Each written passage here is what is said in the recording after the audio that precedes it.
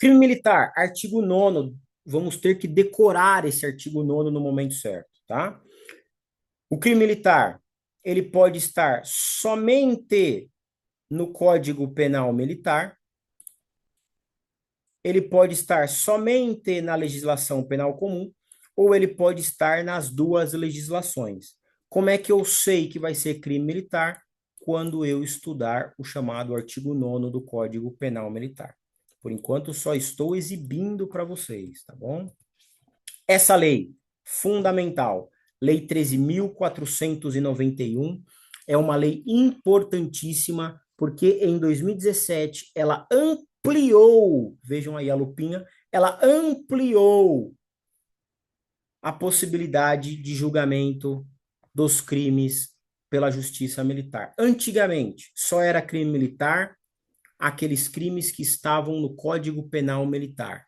Hoje, qualquer crime de qualquer lei penal brasileira pode ser incorporada como crime militar.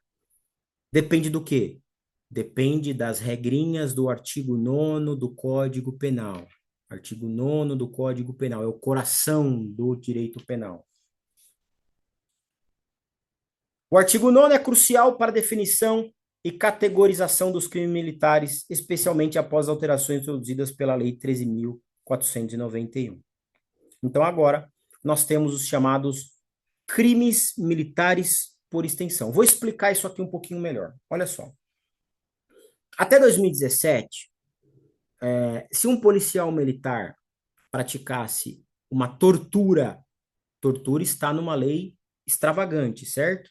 Não está no Código Penal Militar. Se um policial militar praticasse uma tortura, ele seria julgado pela justiça comum.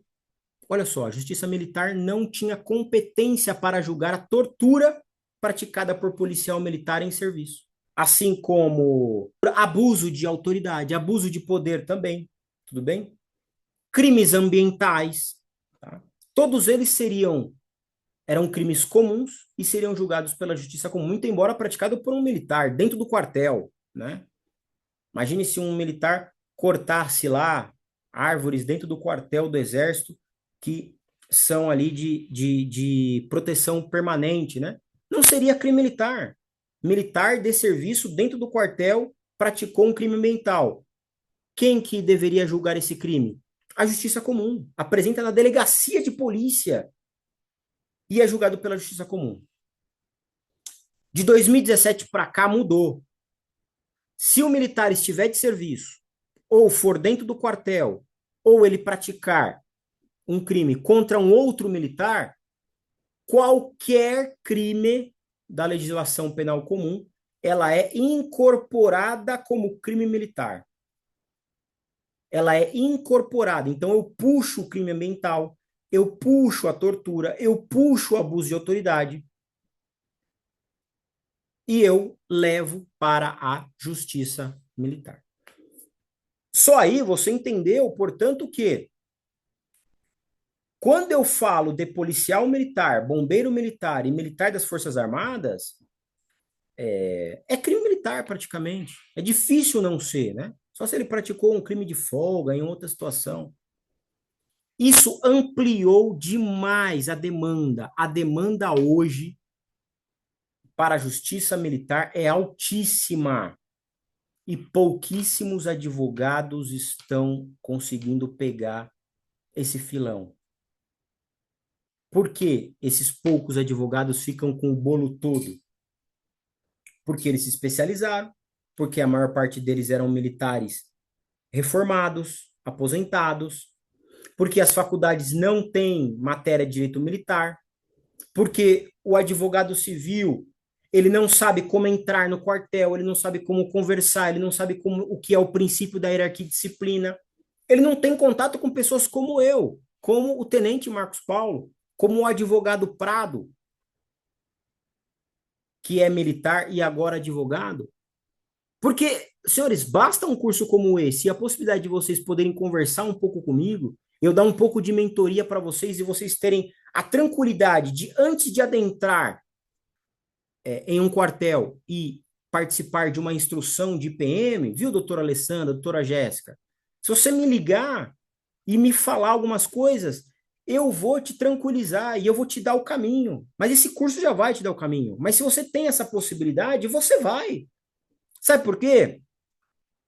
Porque é muito mais fácil lidar aqui conosco. Muito mais fácil. Você acabou de ver aí o testemunho do Tenente Marcos Paulo. É muito mais fácil. A gente quer olho no olho. A gente quer a conversa, a gente quer ali ó, a honestidade. Claro, dentro da relatividade do que é justiça, de um lado para o outro, mas a gente quer a honestidade. Pelo menos nas relações.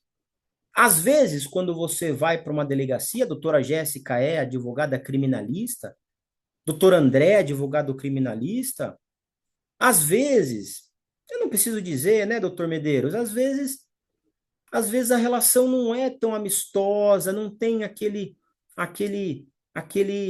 aquela conversa boa, é sempre não, mas às vezes uma conversa ruim. Muitas vezes o advogado não é bem tratado, porque, veja, ele está aí na delegacia o tempo todo.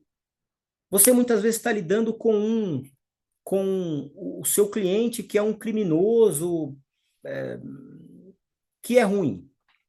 É Aqui verdade. é bom. Quer É. falar, doutor Medeiros? Não, é verdade, isso ocorre mesmo. Chegou a ocorrer comigo, que fui da corporação, pô.